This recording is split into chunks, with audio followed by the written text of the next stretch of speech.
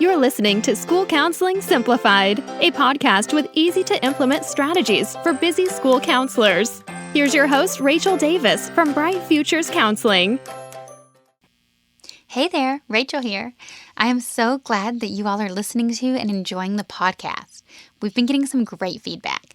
I love to hear from y'all, so please send me a message letting me know which episodes are your favorites and what you want to hear more of in the future. I also want to share with you some exciting news. I have a free live masterclass for you.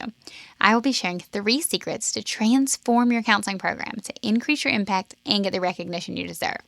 Again, this is live and you don't want to miss it, so be sure to sign up today. You can sign up at stressfreeschoolcounseling.com. Okay, let's dive in. Hey there, thanks for listening to another episode of School Counseling Simplified. So today I want to share with y'all how you can use a crisis response team protocol to transform your counseling program. Now you may be thinking, I don't even know what that is. I've never heard of that. But let me tell you, it sounds a lot fancier than it is. It's a simple solution for a lot of problems you're likely experiencing. So a crisis response team protocol helps rid that feeling of constantly putting out fires and divvies up the responsibility among other team members. So when I say constantly putting out fires, let me tell you a story. So when I was first getting started out as a new school counselor, they gave me a radio that I was supposed to carry around everywhere, and it made me feel kind of official, but to be honest, I always left it different places and forgot to have it with me. But that's so they could contact me in case of an emergency or a crisis event. I was kind of designated the go-to response person. So, of course, I want to help as many students as possible. That was why I'm in the field, and I want to be there for those crisis moments. But what was happening was it was causing me to miss the other parts of my job that were equally important. So as a school counselor, I'm supposed to be implementing services through the 3 tiers, right? I was supposed to be teaching class lessons, leading small groups, and seeing students individually in consistent times, and go to meetings and so on. So I found it hard to keep up my end of the bargain in these responsibilities when I was constantly getting called and pulled to go do different things. So one time I had this class lesson planned and I was all prepared and ready and supposed to be there. And then right before 5 minutes out, I get called that someone's having a meltdown in the sandbox or something. So I had to run over there and I thought I was doing the right thing. But what in turn happened was I stood up the teacher in the class, and that kind of ruined their day. They had, made plans in their schedule to have me come in for this lesson. And then that teacher said she didn't want counseling lessons anymore as a result of this incident because it just seemed kind of like a waste of her time.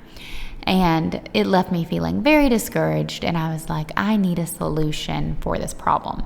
Me being the go-to one person for any crisis isn't really sustainable or realistic.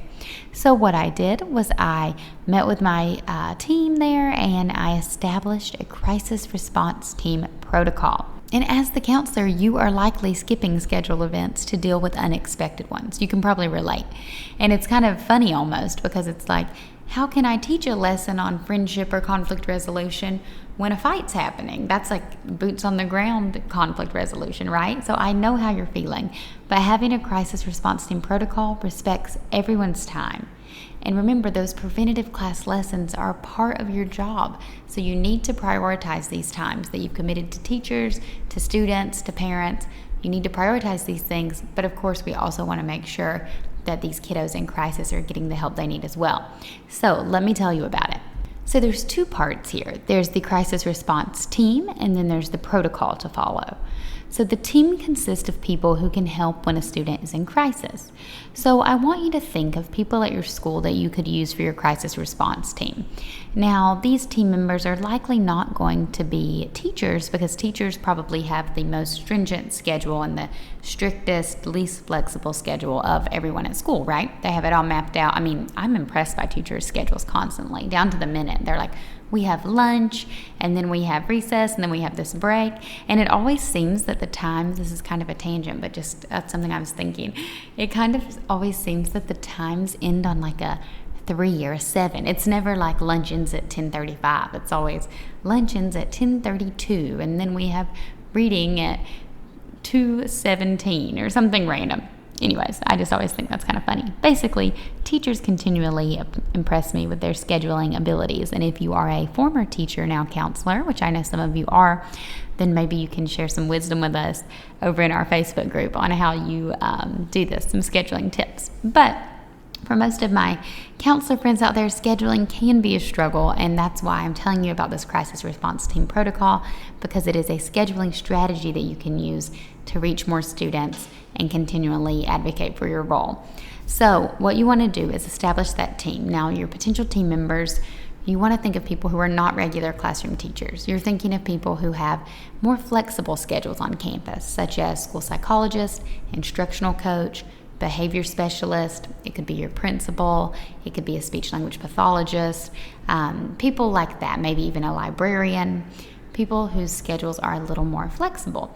And the reason for this is because what you're going to do is you're going to sit down with these people and you're going to lay out a calendar and a protocol.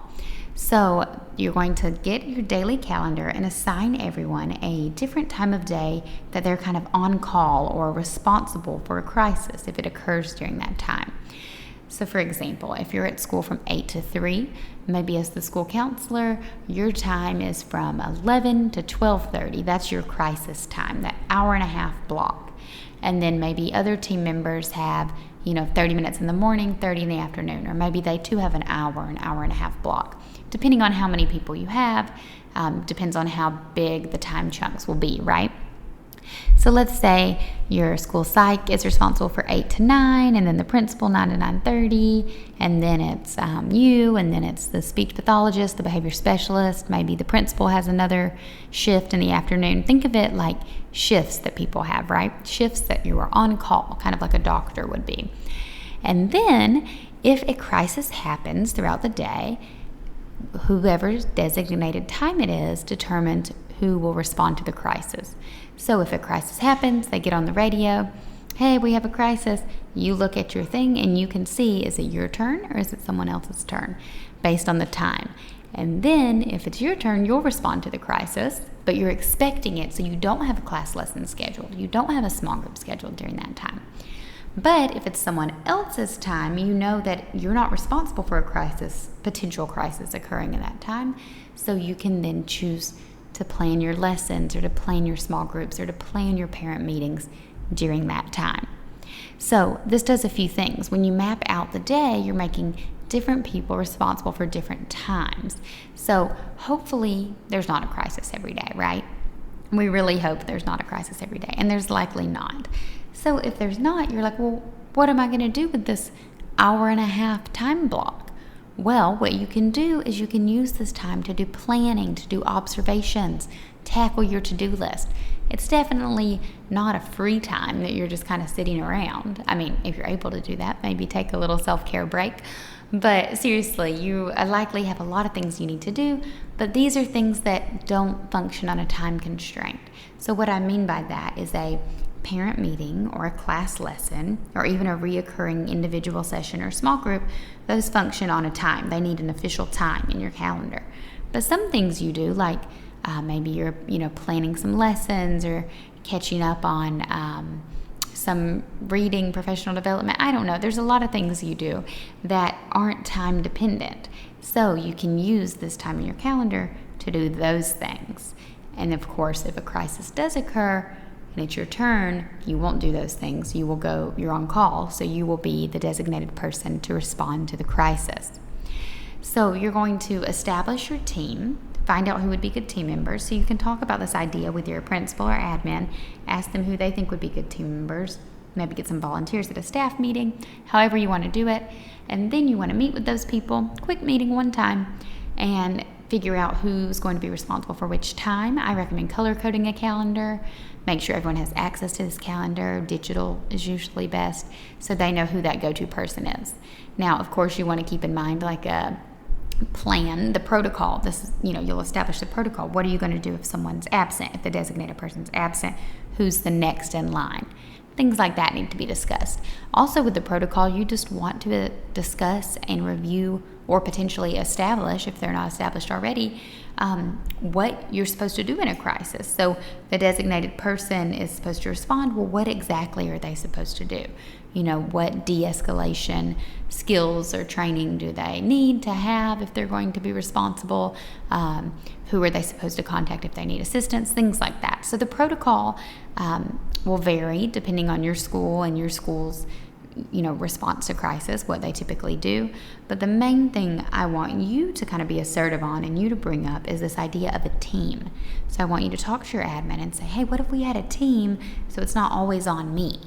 Because it's not saying that you don't want the responsibility or you don't want to help kids. Of course you do. But what this does is it allows you to be a better counselor and to ultimately reach more students because you're divvying up this responsibility of being on call, so to say. Now, of course, like anything, it's not perfect and there are some things you want to consider. You do want to stay flexible and treat this as a case-by-case basis. So perhaps you have a personal relationship with a student. Maybe it's a student you've been seeing for a few weeks and you know them personally and they're having the crisis. In this case, maybe you're the best person to respond rather than someone they've never met, maybe an adult that they don't really interact with. So you do want to treat it as a case-by-case basis. But if there's just a generic, student trying to flee campus or a fight or something, then you would just pick whose time that is. But if there happens to be someone you have a connection with or maybe another team member has a connection with, you do want to prioritize that. And I want you to think about getting creative with team members. So I mentioned some potential team members earlier, but think about people who could do this. One of my previous schools, we even used our custodian because he had a great relationship with the students and they all knew him on a first name basis. So it could be someone like that. Maybe it's like a parapro. Maybe it's, I think the attendance clerk or the front office professional would be a perfect person for this as well because they're like the face of the school. They usually know a lot of the kids. Maybe a duty person. There's all kinds of people on campus who could help with this. So I want you to think about that when you're forming your team. But ultimately, what we've been talking about lately is how does this scheduling tool of creating a crisis response team protocol, how does this help me increase my impact and get the recognition I deserve? Because those are two things that we're shooting for, right? We want to increase our impact, meaning that we want to reach as many students as possible, because that's why we're in this profession. But then we also want to continually be advocating for our role as the school counselor, our profession in general, and we want you to get the recognition that you deserve because so often our position goes unnoticed and unrecognized. So how does this crisis response team protocol help us do these two things?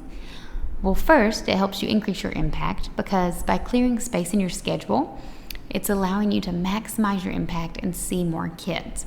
So this is a tool you can use.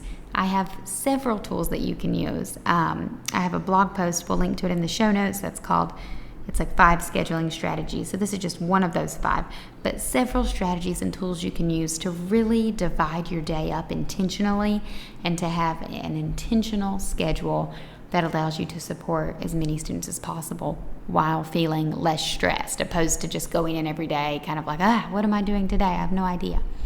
So this is just one of those tools that allows you to clear space in your schedule that literally frees up time so you can see more kids.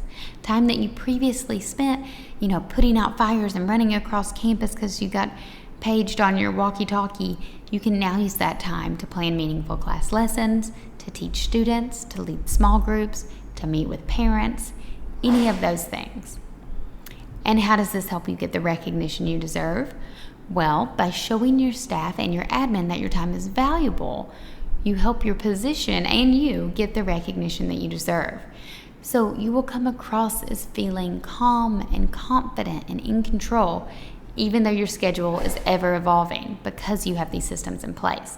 So as counselors, we know that, your schedule looks different every single day and it's always changing, but this allows you to appear calm, confident, and in control rather than scatterbrained and all over the place because you have these systems in place to help you accomplish these things. So that is how you can establish a crisis response team at your school. I know it is summer right now, but this is just something to think about. It's a great thing to start off as you go back to school, a tool that you can learn now and, think about how you're going to do it. That way in August, you can really hit the ground running. If you liked this topic and you want to explore it even more, I am hosting a free live webinar next week. It's called 3 Secrets to Transform Your Counseling Program to Increase Your Impact and Get the Recognition that you deserve. It will teach you my must-have strategies for maximizing your productivity through scheduling, organization, and data collection. So you don't want to miss this. Grab your spot for free at stressfreeschoolcounseling.com. Okay, talk to y'all next time. Thanks for listening to School Counseling Simplified. You can find the links from today's episode in the show notes. If you'd like to connect with Rachel, she's on Instagram and Teachers Pay Teachers at Bright Futures Counseling. Be sure to subscribe to the podcast so you don't miss any episodes of School Counseling Simplified. Talk to you next week.